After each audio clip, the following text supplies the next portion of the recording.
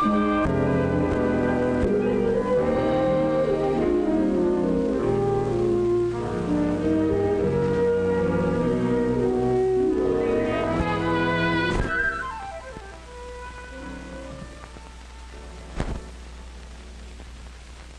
early teens are years of upheaval and turmoil.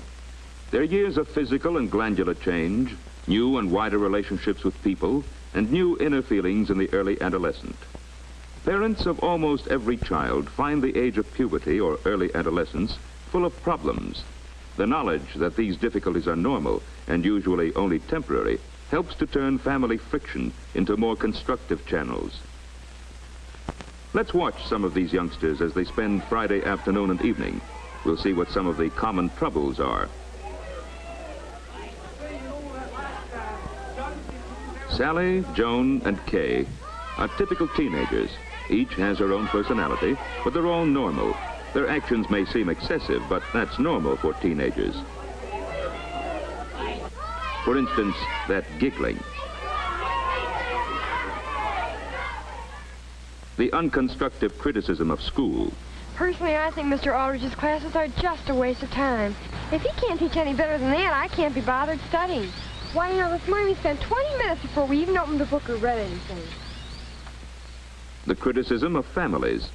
Last week, my brother spent all his allowance on candy in one day. I think it's awful the way Mother lets him waste money. Of course, she lets him do anything he wants. The unrealistic ideas of their own future. Well, I've really decided I'd like to be a ballet dancer. I'd get started in New York and then I'd tour all over the country. I'd sure hate to spend the rest of my life in this old dump. Yes, if you don't make an effort to understand them, teenage girls may seem silly and opinionated.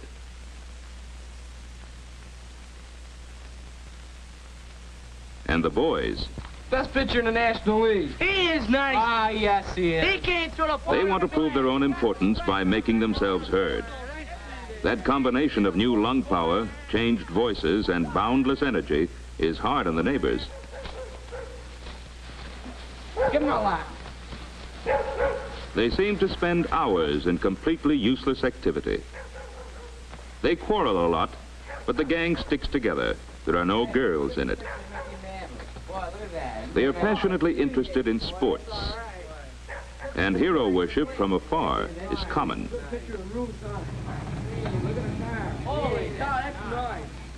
A car and home, as good as the other boys have, are important. The gang is impressed by material possessions. This bolsters Tom's self-esteem. To boast about Dad's popularity or achievement is very satisfying. It's okay. So Dad got a bonus because he sold more in the last 2 months than any other salesman in the district. Next year, The adolescent is self-centered. Bill's response to every situation is concerned with how it affects him. My old man's got an order in O'Neill's Motors for a new convertible. We're going to get the first one that comes in. what kind of car are you getting? I think it's a shot. Sam doesn't talk much. He feels safer saying nothing. At least then he can't say the wrong thing. This is a common method of self-protection. At home, away from the group, there are other aspects of adolescent behavior that are annoying to parents.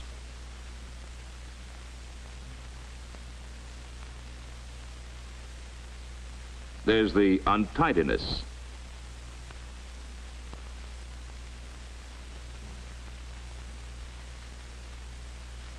The eternal hunger, picking at whatever is around to eat.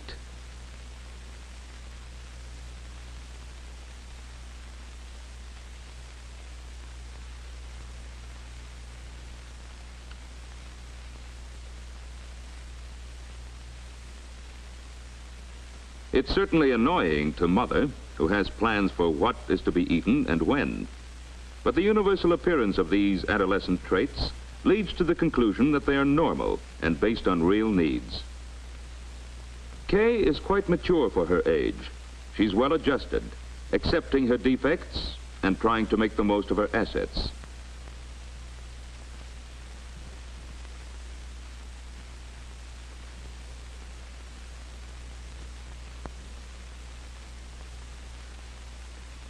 She's tremendously influenced by fashion advertisements and gets many ideas on grooming from magazines, television, and movies. To wear her hair and clothes according to the latest style is much more important than to wear them in the most becoming way. She's not mature enough yet to rely on her own judgment. The world knows best, and she wants to be sure of her place in the world.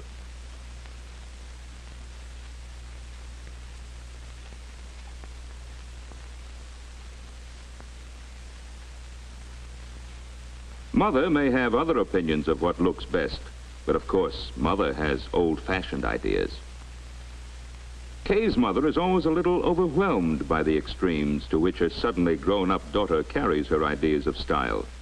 If it's the style to be careless and informal, her sloppiness is so deliberate as to be offensive.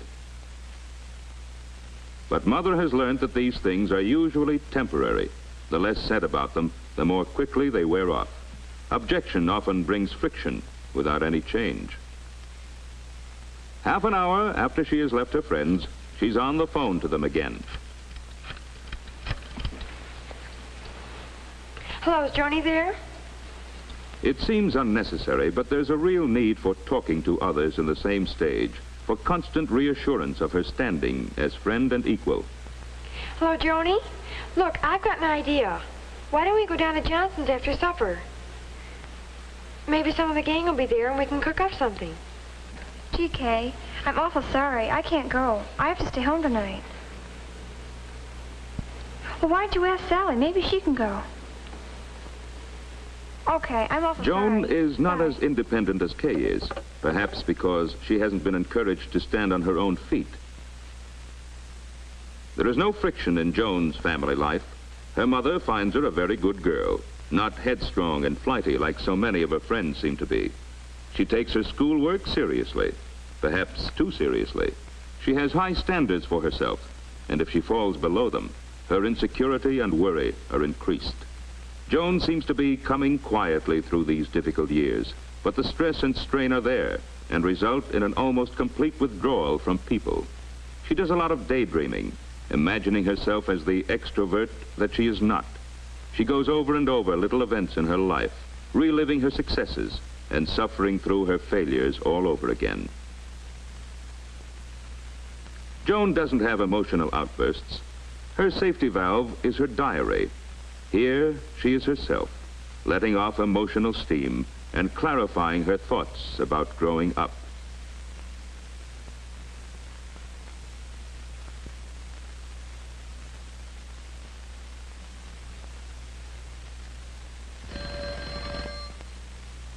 And Sally's home life?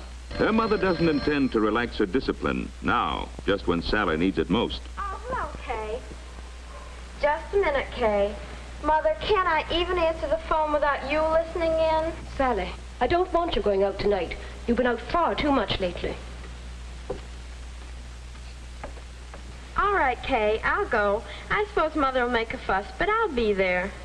Sally wants independence, and this knocking out of the parental prop leaves her no support but the opinion of her friends. She must maintain her position with them at any cost. Oh, don't let's ask her. She thinks she's so smart. Personally, I can't see what she has to be stuck up about, except a lot of expensive clothes. Anybody'd look good with all that money. In her need for assurance, Sally tries to avoid girls who are more attractive or have more money or clothes than she has. She wants to have friends on her own level. Did she? Oh, that just shows how stupid she is. The long conversations irritate Sally's mother. She doesn't see them as part of her daughter's adjustment to other people and to herself. For Sally is thinking out loud as she talks. Now let's see how the boys get along at home. Remember, Sam didn't talk much with the crowd. He was more of a listener. At home, he is more sure of himself. His dog provides a great source of comfort and security. Whatever Sam does is all right with him. He's always willing to listen to what Sam has to say.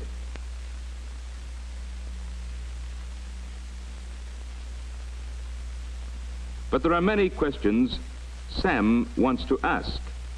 Many incidents of the day he wants to share with his parents. And then they know where to go, and it's all done by code. Did you know that, Pop? Everybody knows that, son. Did you know that, ma'am? Yes, dear.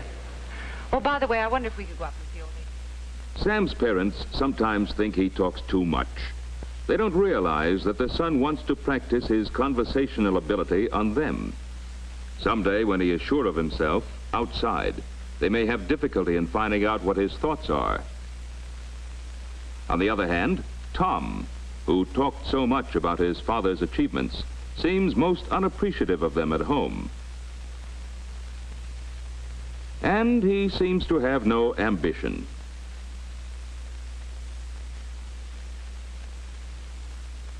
Sometimes his father wonders if he's all right mentally. He is, but early teens are years of uneven development. There are spurts of mental energy as well as physical, and at other times, nothing seems to be happening. In reality, just as Tom's body needs rest after strenuous exercise, so his mind needs time to adjust to its new learning. And Bill's home life? Where have you been all afternoon? Your father wanted you to cut the grass, and I had some errands I wanted you to do. Now get busy or he'll be annoyed. So what? Bill may be willing to cut the grass sometimes when he feels like it, but rules and jobs laid down too firmly by the top brass make him resentful. Bill is at that stage just before puberty, when children seem to go into reverse. Psychologists call it a negative phase. Bill, do you mean to say you haven't finished that lawn yet? I don't notice you cutting any grass. Now, look here, young man. I'm not going to stand that kind of back talk. You're a member of this family, and you're going to act like one. Now, you finish that lawn before supper, or else. Too strict an attitude by parents seems only to result in more resistance. Bill doesn't seem to find companionship at home or enough satisfaction from hanging around with his old friends. Subconsciously, he is looking for acceptance and help with his problems. Luckily, he finds a friend, older than himself, but a real guy. Bill likes to hang around the gas station, helping Joe Connor, who runs it. Joe finds the boy a thorough worker, and they have lots to talk about. Local gossip, sports, cars, even the news of the day. Bill feels that Joe treats him in a more grown-up way than his parents. He finds it easier to confide in Joe, and he gets a lot off his chest as they chat. Sometimes young adolescents appear to enjoy utter uselessness.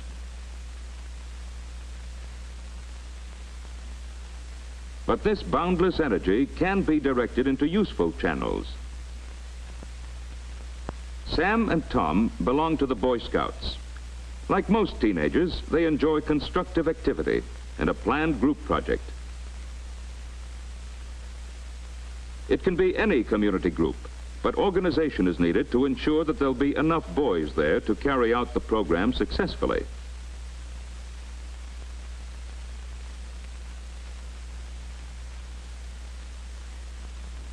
While they still need adult guidance, during these years, the quality of leadership becomes established. To be aggressive and bossy is no longer enough for the leader as it was in childhood. He must have skill in both physical and mental activities. He's usually slightly bigger or stronger than the average and has a friendly attitude, an outgoing personality. The leader among adolescents is likely to remain a leader through later life.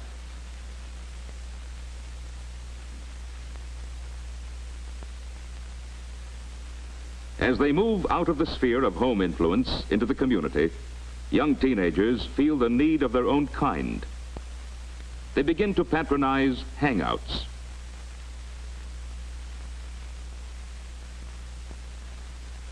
Because girls are physically more mature than boys of the same age, most of the advances in the early teen years are made by the girls. Their efforts are crude and childish, but they're the beginnings of experiment in sex adjustment. This kind of performance often shocks parents. The boys really do feel superior to those silly girls, but while they pretend to scorn their attention, They're secretly flattered. Nothing would make them admit this, though. Subconsciously, it takes the form of showing off to attract more of the girl's attention.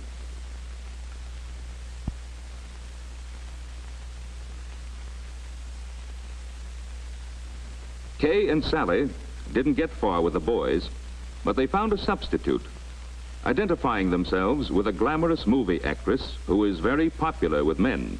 Gives them a satisfaction they couldn't get any other way. What about Joan?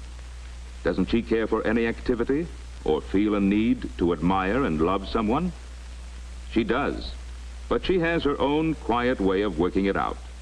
She likes to cook all by herself without direction from mother or the confusion of family meals. Tonight, she's making candy. It'll be a present for her music teacher, whom she's adored for a long time without telling anybody. So, 6 typical young teenagers have spent a Friday afternoon and evening. All of them seem to have problems that worry either them or their parents. For goodness sake, Sam, go to bed. It's late. Okay. All of them experienced some parental friction.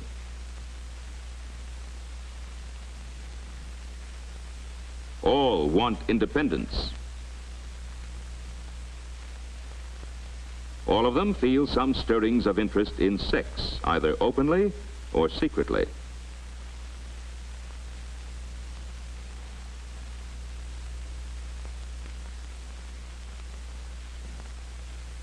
All of them are trying in their own way to adjust to a new set of circumstances and relationships.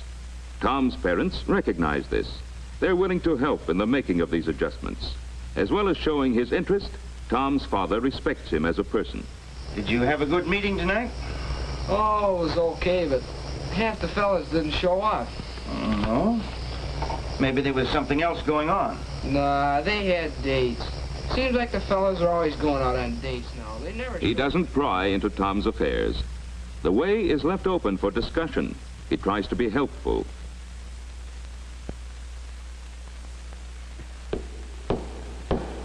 Contrast the attitude of Bill's father. Bill, stop that racket, will you? In a minute. In a minute, nothing. Right now. I'm trying to listen to the radio. Oh, putting that darn thing up. No, stop it.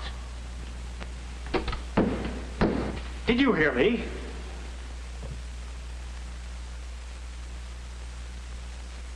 By refusing to recognize his son as an individual with rights and wishes of his own, Bill's father not only fails to get the cooperation he demands, but actually widens the gap between himself and Bill. On the other hand, Tom's parents try to handle the problems of growing up in a constructive way. They gradually increase his independence, at the same time encouraging him to accept responsibility for what he does. Therefore, Tom doesn't have to rebel. The stricter discipline of childhood has given place to friendly guidance for the in-between years.